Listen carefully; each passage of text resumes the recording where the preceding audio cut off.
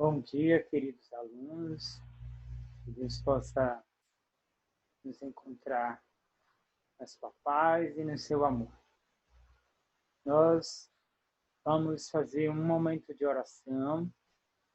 Peçamos aos familiares que estão próximos a vocês, que possam junto conosco, nesse momento do mês de maio, nesse momento onde a igreja nos ajuda, nos pede para estarmos juntos com a nossa família, que nós possamos pedir a esse Pai, que é de todos nós, para nos fortalecer no seu amor e na sua graça. Pai nosso, que estás no céu, santificado seja o vosso nome. Venha a nós o vosso reino, e seja feita a vossa vontade, assim na terra como no céu. O pão nosso de cada dia nos dai hoje. Perdoa as nossas ofensas, assim como nós perdoamos a quem nos tem ofendido. E não nos deixeis cair em tentação, mas livra-nos do mal. Amém. Este mês é dedicado a Nossa Senhora, que Nossa Senhora das Graças derrame sobre nós e nossas famílias, sobre todo esse tempo que nós estamos passando, as graças necessárias a cada um. Ave Maria, cheia de graça, o Senhor é convosco. Bendita sois vós entre as mulheres.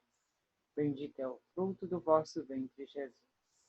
Santa Maria, Mãe de Deus, rogai por nós, pecadores, agora e na hora de nossa morte. Amém. Que a graça de Deus permaneça em nosso coração, em nosso lar, em nome do Pai, do Filho e do Espírito Santo. Amém. Bom dia! Nós iremos para a segunda aula do 7º ano de revisão, com o tema o mosaico religioso. Sou o professor Aldo, ensino religioso da turma, e que esse tema que nós já iniciamos no encontro passado traz para nós a riqueza, né, de detalhes, né, de pessoas, de instituições, né, de países que está no nosso Brasil. É importante que nós possamos valorizar cada uma delas. E hoje nós iremos trazer uma comunidade que veio para o trabalho, a comunidade de tradição de matriz africana. Essa comunidade, ela veio não convidada, como nós falamos. Eles foram, né, capturados e assim colocados em navios negreiros para assim se direcionar ao nosso país, ao Brasil, né? Então, traz para nós uma tristeza diante do sofrimento que assim eles enfrentaram e uma alegria, né, de quanta riqueza eles deixaram e deixam para nós. Na composição desse mosaico, uma peça fundamental e importância para a formação de matriz religiosa brasileira foi a contribuição dos africanos escravos, que desembarcaram no Brasil no período colonial. Da África, eles trouxeram, além da língua, dos costumes, o culto aos orixás e o ancestrais. Então, essa comunidade, como todas as outras que se encontram no Brasil, traz as suas riquezas, né, os seus costumes e a sua religiosidade. A vivência, né, que assim eles realizavam diante de alguns senhores não permitiu. Como nós falamos na sala de aula, que antes que o escravo começasse a trabalhar, sabíamos que a colônia era organizada, era abençoada pela Igreja Católica, então todos os negros que fossem trabalhar nas fazendas, né, eles deveriam ser batizados, porque até então, para eles eram pagãos, não tinham, né, um conceito religioso diante daquilo que eles acreditavam.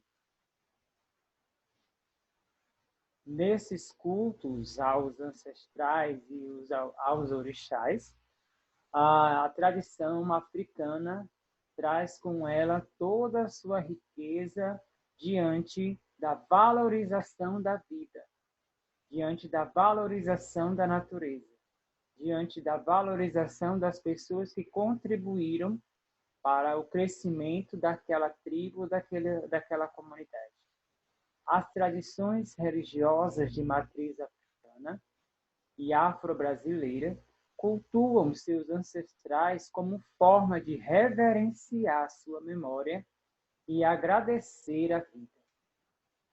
Então, a comunidade apresenta-se para todos, né, um agradecimento, um canto de louvor à vida, à natureza, à presença dos orixás diante da vida, da luta da comunidade. No candomblé, o culto aos eguns tem a finalidade de homenagear antepassados, produzindo práticas ancestrais e africanas. Então, todos os cultos, ritos, cânticos, os tambores, os atabaques, os berimbais, eles são instrumentos e são da cultura, né, dos antepassados. Traz para essa comunidade uma vivência, né, daquilo que eles vivenciavam. Ecumenismo religioso. Origem grega, que significa mundo habitado.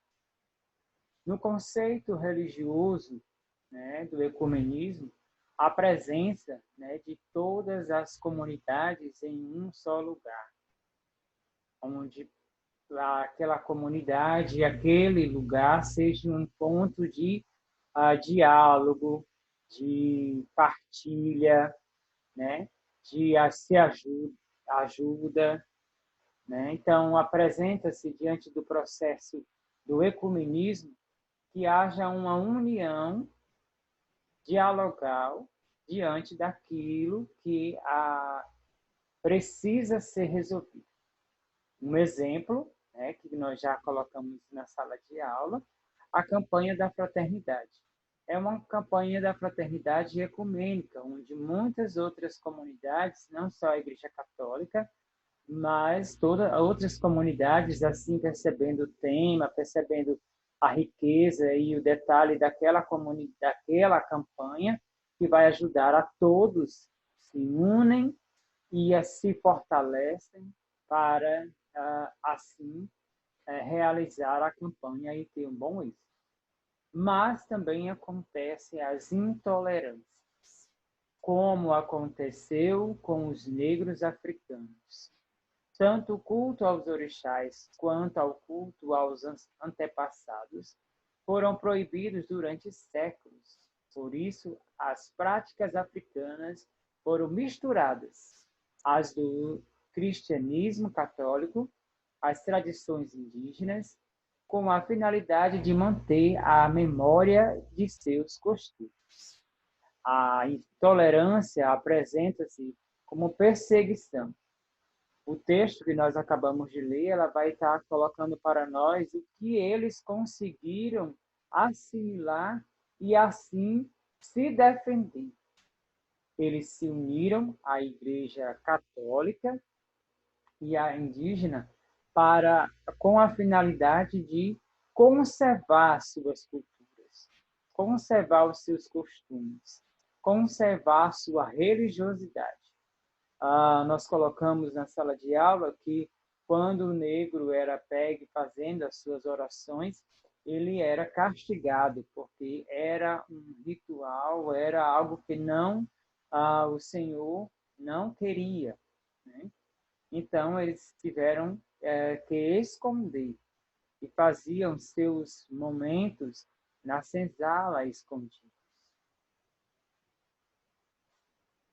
O sincretismo religioso. Como nós falamos, algo, né, de uma religião pode ter interferência em uma outra religião. E aí o sincretismo religioso, nós trouxemos 2 pontos que vão nos ajudar. Podemos definir sincretismo religioso como qualquer prática religiosa que provém da fusão de outras. Como nós vimos no ponto anterior, né, que os negros eles utilizavam a Igreja Católica e os cultos, né, e orações e referências aos deuses, os santos católicos, com assim os orixás que eles apresentavam como seus guias. Então, houve essa união, esse sincretismo.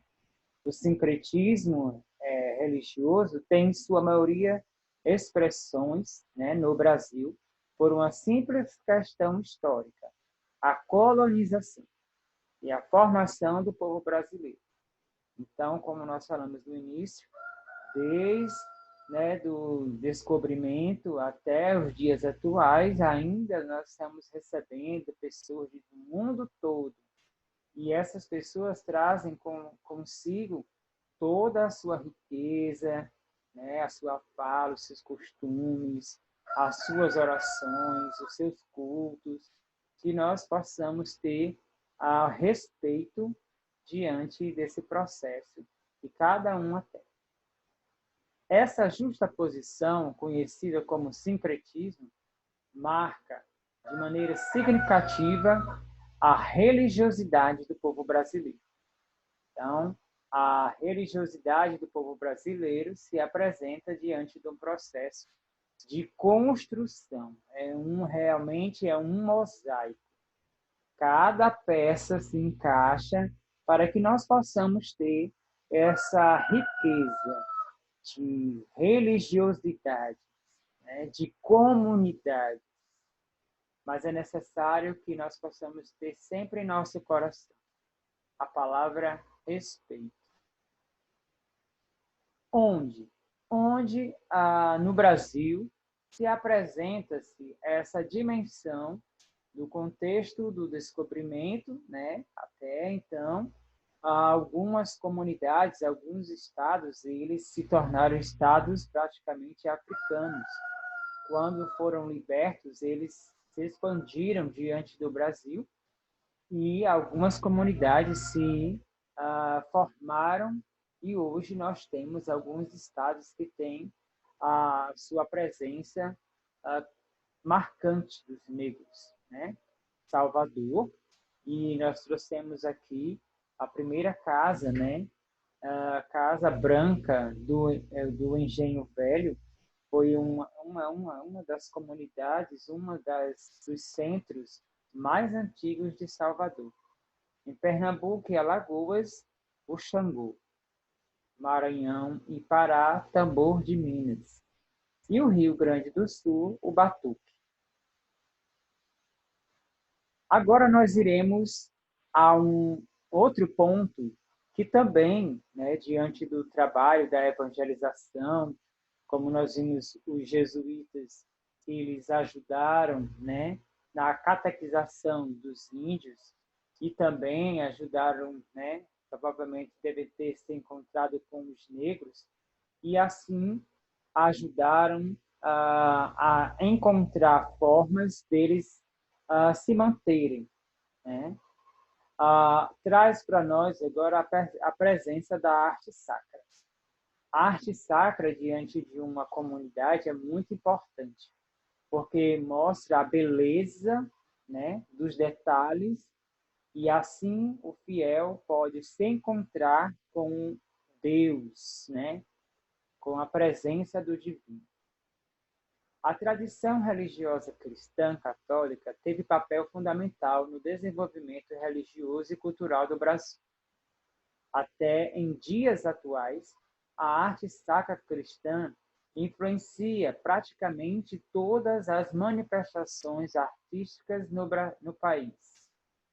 O momento barroco, esse do tipo de arte, teve grande relevância durante o período colonial. Então, o Brasil, no período colonial, onde estava as chegadas de muitos povos no Brasil, trouxe para nós também as suas riquezas, e eles começaram a exercer, a fazer todo esse processo.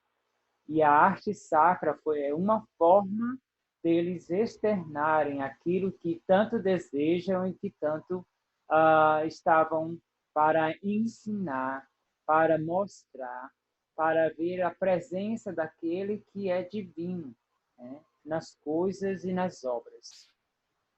Um artista, né, que colocou a sua arte, né, diante dos murais realizados nos tetos das igrejas é o mestre Ataíde. E o segundo que nós temos, a sua riqueza diante do processo da construção e das igrejas, o Aleijadinho. Ele, aqui na imagem, nós temos a igreja de São Francisco, em Ouro Preto, onde a sua arte se expressa, né, na sua riqueza, nos seus detalhes. E uma imagem de Jesus carregando a cruz, para que possamos sempre pensar as nossas dificuldades, né? O Senhor está conosco a nos levar, a nos guiar e a nos fortalecer cada vez mais.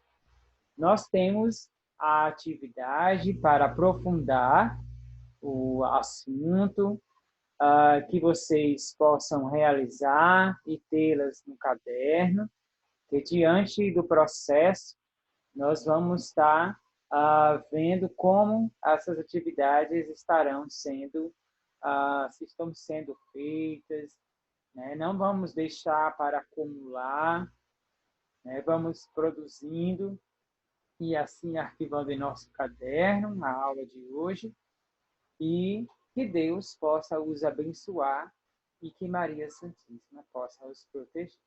Tenham um bom dia.